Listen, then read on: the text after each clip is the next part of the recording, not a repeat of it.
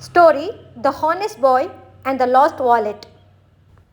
One day, a poor boy named Ravi was walking on the road after school. Ravi lived with his mother in a small house. His mother worked very hard every day, but they still did not have much money. While walking, Ravi suddenly saw a black wallet lying on the ground. He looked round and picked it up. When he opened the wallet, he was surprised. There was a lot of money inside. There were also some cards and an ID card.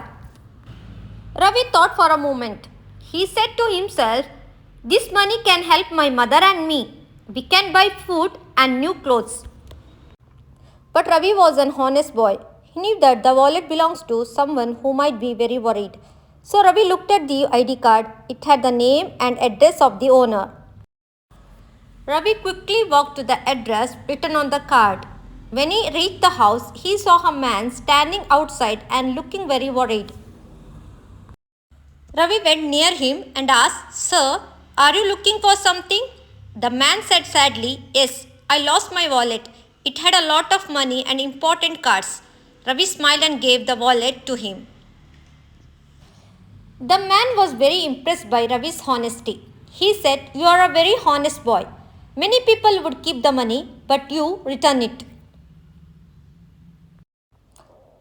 The man gave Ravi some reward money, but Ravi politely said, "Thank you, sir, but I only did the right thing."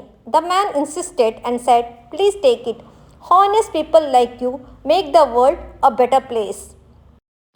Ravi took a small reward and went home. When he told his mother the whole story, she felt very proud of him. She hugged Ravi and said, "Honesty is always the best choice." From that day, Ravi became an example for everyone in the village. Moral of the story: honesty is the best policy. Thanks for watching. If you like this video, please subscribe my channel.